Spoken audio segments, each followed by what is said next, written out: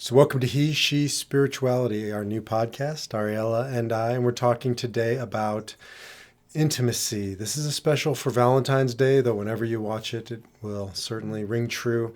Intimacy, soulmates. What does it mean to have a soulmate? I'll tell you about my soulmate. Hopefully she'll say the same thing about me, and we'll get into conversations about not a Hallmark fantasy soulmate, but a real life soulmate. Everybody wants one. I believe we have one. And we'll talk about now what it means to find one and to be one. And so with that, Valentine's Day special, he, she, spirituality, and soulmate love. So let's get started. I think we're going to start with this idea that is very ancient. And it's this idea of Adam and Eve and how they came to be and came together. And I like to always bring this in because there's a significant word in Hebrew that you and I have danced with, I think, in our own relationship for almost 25 years. And the word in Hebrew is called ezer kenegdo. And it's the meaning simply is I think soulmate is even kind of like it's a trick word. It's a hard word because is there one soulmate? Do you have one? What if you don't have one? But it's this idea that when you do find the person for you, they don't just let you do whatever, it's they don't just let you do whatever they want. No, but they challenge you, right? It's the opposite. It's that puzzle piece that fits in with the other puzzle piece. So it's a good fit. It's a good connection. And the soulmate we challenge one another, right? We complement one another and we push each other in a healthy way to be the best version of each other. Yeah, I mean, a little context for that, that idea of ezer kenegdo or soulmate comes after Adam, everybody probably remembers the story, but is wandering lonely in the garden. Right? And it's actually the only thing we know about Adam that's not good is his loneliness. Everything else it says is good, is good, is good. But it's called livado. Loneliness is not good. And so that was the antidote to loneliness, ezer kenegdo. Right. And this ezer kenegdo that's why we need to explore it. So what is the answer to loneliness? Because I hear, I coach a lot of guys in particular, and I hear a lot of guys still, even in the afternoon of life, talking about a morning of life, what I call silly soulmate love, which is I want, and then they go through this like a la carte menu, right? They start ordering off like it's a la carte. I have a little of this, a little less of that, a little more of this, a little less of that. And it's not pick and choose. People are whole packages. And I would say, because I mostly work with women, what I hear is, how can I change him? Right? So if we're soulmates and we're supposed to be this idea of ezer kenegdo and you challenge each other, then sometimes that gets turned into controlling one another and not seeing the best in somebody, but saying, I see the best in you and now I'm going to change you into what I think you should be. Which is the same thing as I'll take a little of that and a right. little less I of mean, that. We're just saying it in a different way and we act on it in a different way. And I think the challenge is finding where does that challenge come in, where we bring each other up to the best version of ourselves without controlling or trying to, nitpick and say, I'll take this and I'll take this and I take this, because that's the best version that you want, or this is the best version that I want. It really, ezer kenegdo is really this idea that I see in my language, I see the light in you. I see how beautiful you are and how much you shine when you live your truth, when you live it. And I love that in you. So I'm going to bring the... I'm trying really hard not to make a joke. Intimate. Or it's not too intimate. It's just on. You're going to start looking at me cross-eyed. We have millions of viewers. So no, but it's true. It's beautiful. And ezer kenegdo means help, nurture, support, encourage, and kenegdo means challenge and push against. And I don't want anybody to hear this, and I don't say this to my guys, that it should just be one half of that equation, right? Too much kenegdo, too much pushing, too much challenge is a recipe for hell.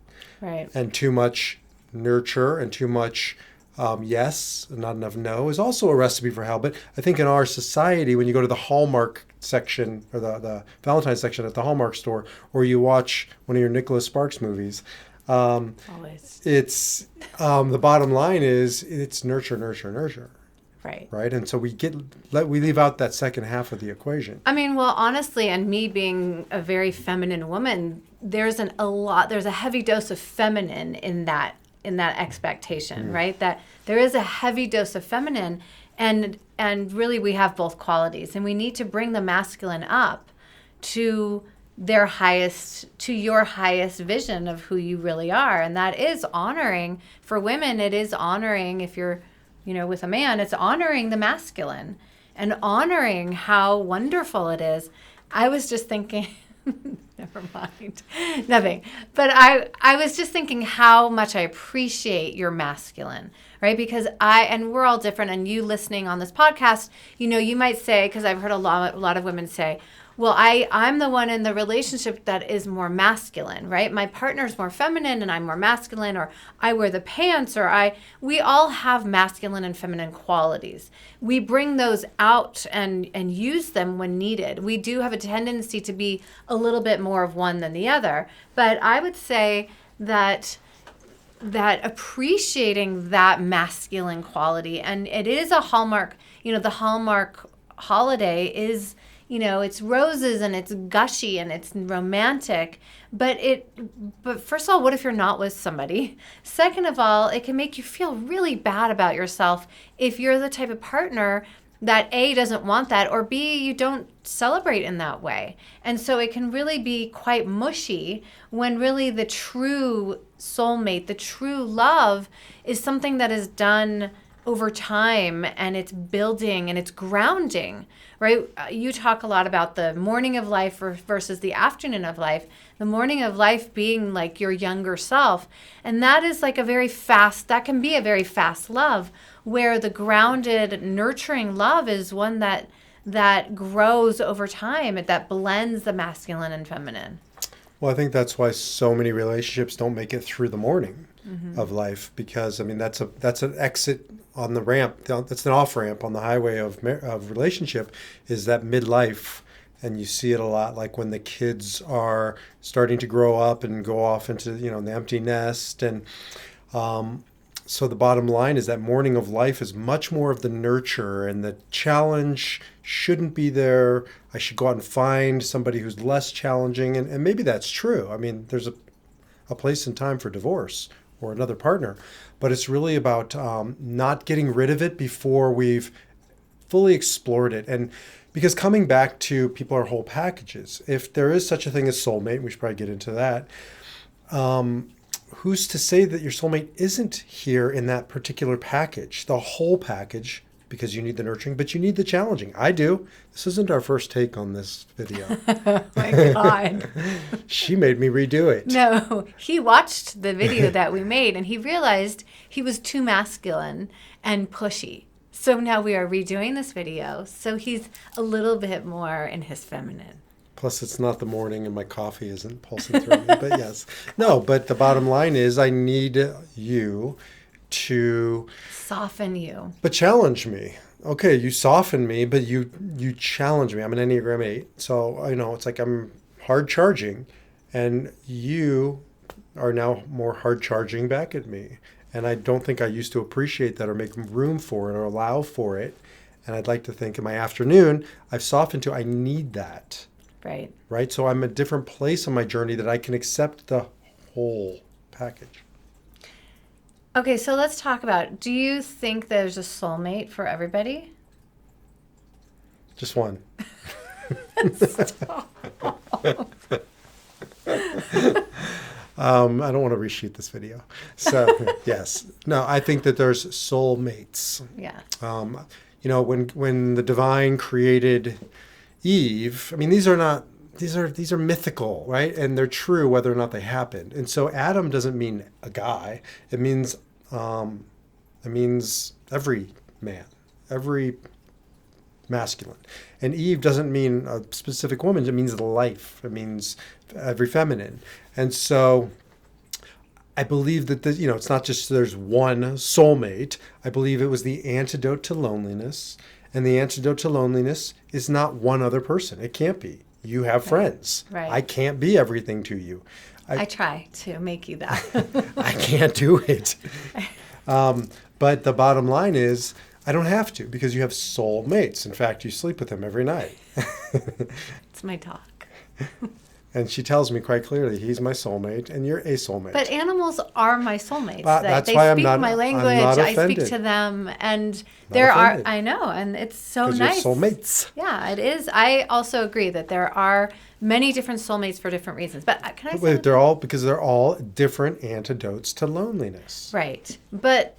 And I'm going to go back to something that I always think about in terms of eventually we're going to talk about intimacy, right? And so shifting it a little bit, we have these soulmates, right? So that we're not lonely.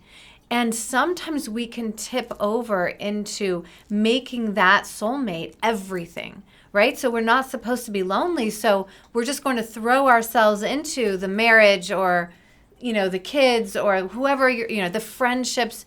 Everything outside of yourself becomes an antidote to loneliness. And so what I find first and foremost, and I think it's actually, we'll talk a little bit about our marriage, I think, and I'm not even sure you know this, but I think one thing that has changed our marriage is my antidote to loneliness, because I have always felt that kind of existential loneliness, like as a child, even just so lonely. And I don't think I think I stopped controlling or trying to challenge you in an unhealthy way when I stepped into my own relationship with something more than me. So we picked up at the end of the story of Adam and Eve, because the first part of the story is he has to go, Right. I always say looking for love in all the wrong places, right? He's got to go through the process. He can't just go out and find his soulmate and voila, that's the antidote. He's got to do the work and Right. go through the process. And then the divine meets him halfway, and that's when Eve comes. And that's what you're saying.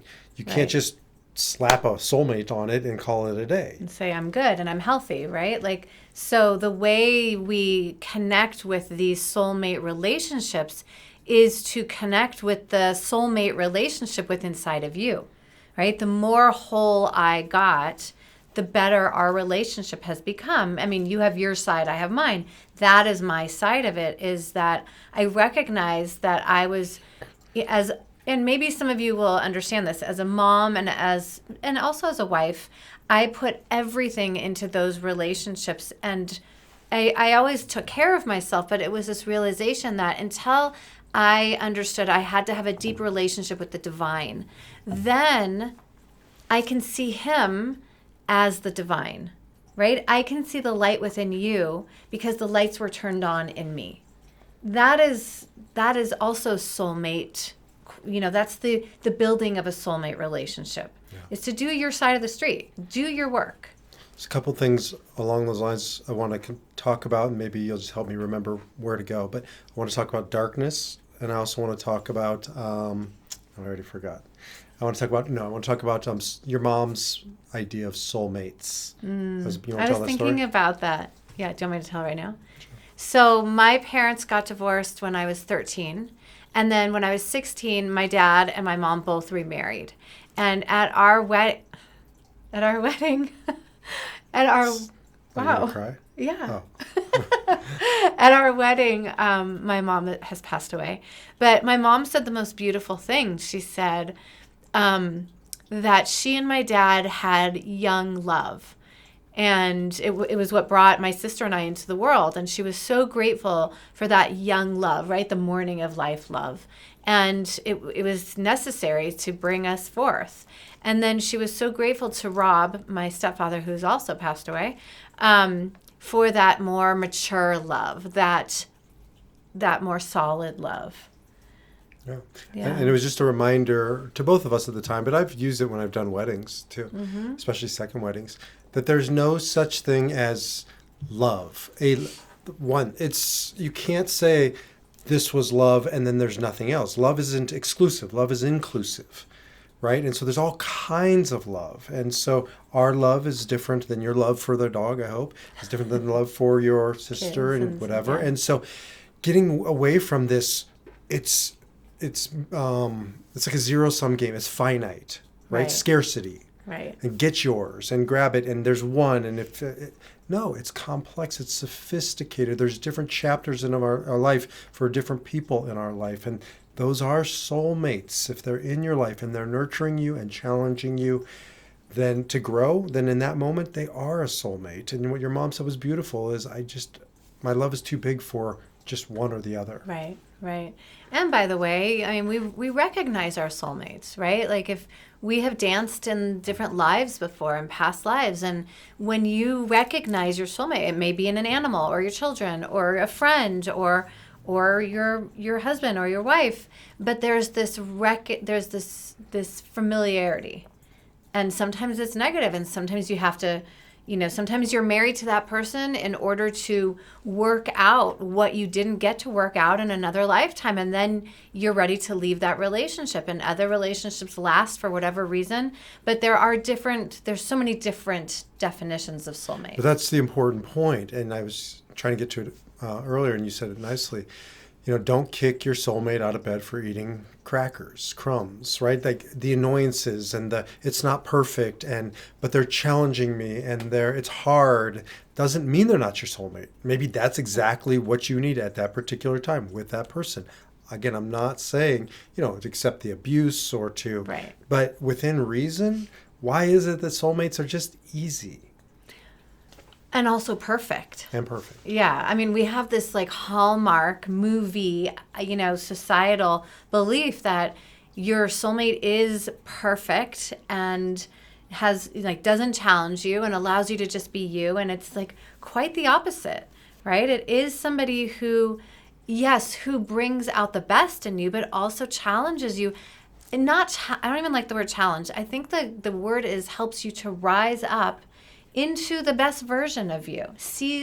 You can't always see the best version of that person. It's hard. It's not always easy. But as a whole, you're going to go through ups and downs. But can you see the best version of that person, knowing that they have this light that they were born with? And the goal to life is to find that light, your purpose, whatever you want to call it. So can you help that person by seeing them? You don't have to do much, right? And that's where I think women get kind of messed up, because we see the best version of you and now we're going to mold you into that best person. So we nitpick and we control and we want you to change. And I used to read this one woman, I used to get her blogs, and it made so much sense. It's not about changing your person. It's about seeing the best version of them, but you must turn it over to you and be the very best version of you. Mm-hmm. And that's a big thing for women. It's like, because we really we see how we can change you, right? We know it. We can do that. And it messes with us, and it, F's us up. And so it also hurts you. It doesn't just hurt me. Well, it pushes you away. But it hurts you as a woman. I see this a lot. When the women who are married to the men that I work with try to declaw their men, it makes their men weak. And then they're not as vibrant and vital to protect their wife, their family, or produce or be there or have that vitality that makes him a man, that wants him to go out into the world and hunt and be that. And if you try and strip that from him, you strip a major piece of him. Right. And so it doesn't mean, like I'd say to guys, it doesn't give you permission to go run wild after your fantasies. It means it's on you, man, to harness that, right? And to control it, but not to get rid of it. Don't get rid of the urge. Just direct it to your wife. Mm-hmm. And I think, I was going to say something. I think it's about giving both of us, masculine and feminine, the space to be fully you. Okay, so you were going to talk about shadow. Well, that's where there this we go. is going. I can see. Claws. Right. So So the idea, okay, so a lot of us don't want to hold our shadow.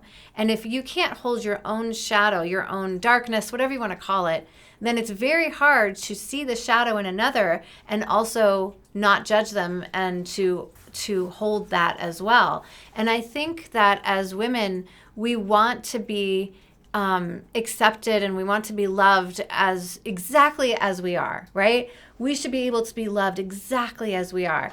And yet we don't always love our people exactly as they are.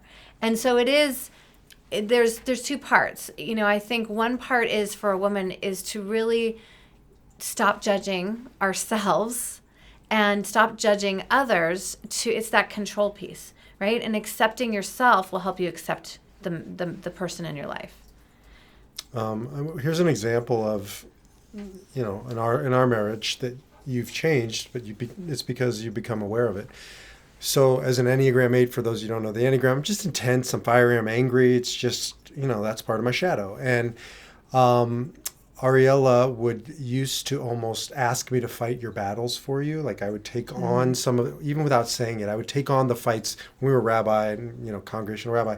I would just go after people to protect you. But then there's that creeping over lines of then I would take on fights that you didn't ask me to take on. And then you get mad at me, right? But you were asking me to hold your shadow because you're not so comfortable with the anger like I am. Mm-hmm. So you'd outsource that shadow to me. And then you get mad at me for using it too much or not letting you get to yours. And so that's that dance of the shadows. I mean, my shadow in that was that I realized that I was enmeshed, right? Codependent, whatever you want to call it. And I mean, I worked on it, but I was really asking you to do something that wasn't yours.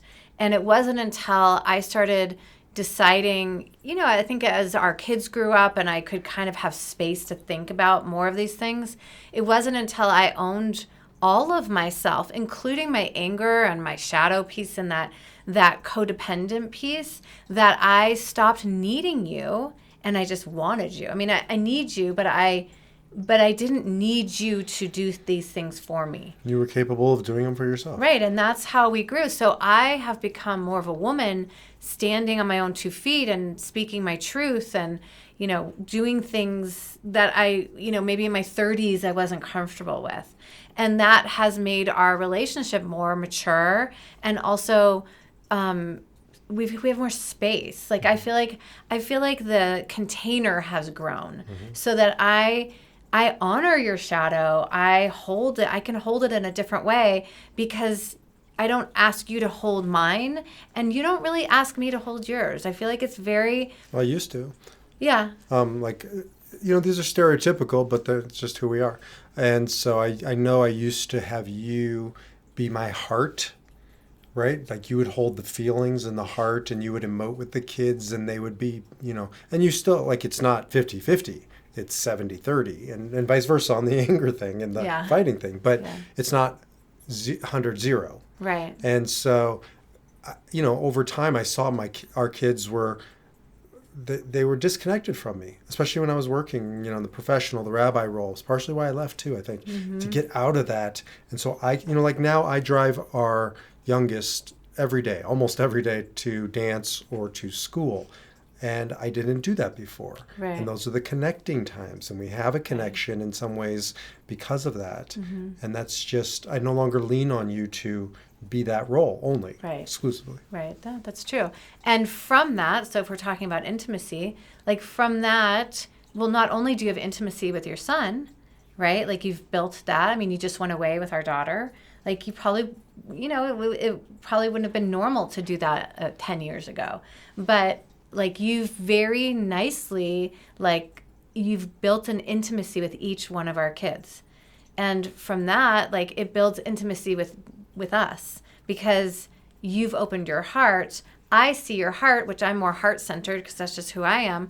I see your heart and it makes me feel closer to you. Whereas we used to go through some tough times with a couple of the kids and we would be on opposite sides. And of course that breaks down the intimacy.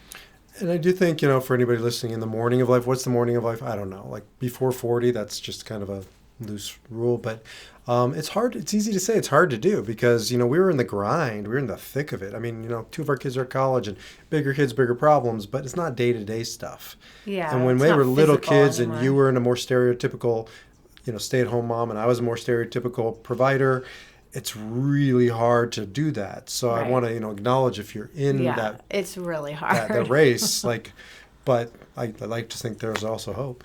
Yeah. Well, I mean, look what happened, Yeah. for sure. I mean, I just think both of us, like, I've owned more of my masculine and you've owned more of your feminine, and it's it's a better balance. But you're right, when you're in the throes of it, you don't really have a lot of time to say, oh, I'm going to step in here, and you just do it.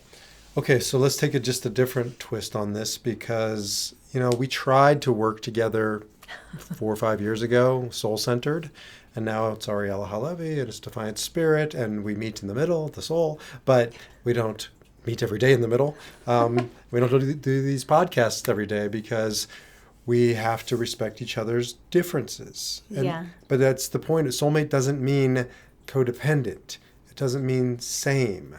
It means separate but equal. It means complementary. It means like you do your thing, I do my thing, and we don't have to be everything to each other all the time. Right, right. Yeah, I think that was the biggest thing when we started working together, and I realized that you work your ass off.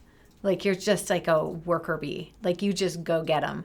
And I was exhausted because first of all, I'm more at home. I have more, I mean, you and I share a lot, but my head, doctor appointments and like all the details. I've got like 70 details in my head and he's got like one, right? Like single focused. Me caveman. Yeah. But I realized too, it was like huge for me to see.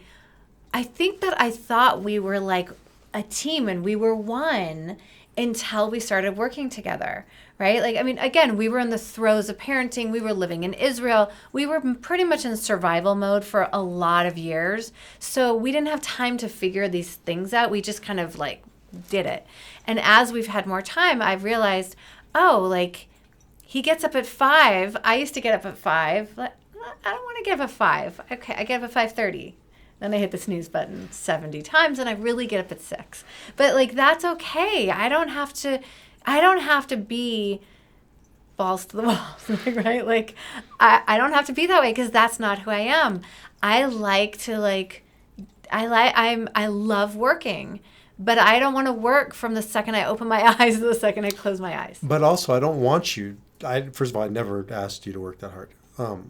That was your expectation for yourself. No, I had to come into but that. I don't like it because, you have faith. I don't have faith. That's why I'm not a rabbi. For the record, I don't have that kind of faith. It's natural to you. You're a woman of faith. I am a hunter. And I need to be in control. It's an innate thing. It's me thing. It's my father killed himself thing. There's all kinds of reasons. But I don't have that flow. And I love that about you, right? I don't even necessarily want it. I'm really happy with me and my getting up and working and doing and whatever. But if you do that, I'm screwed. Yeah, because there's nobody left there. Yeah, right. No kidding. But that's the point. Is like playing our roles and supporting each other, and it takes time to figure that out and see that. And we've done this dance over time. And I think, if we could go back and do it over again, just riffing here, I think you should be the rabbi and I would be the Rebbitzin. The I agree, actually. Yeah. I mean, You're way more built for it. I know. I love it.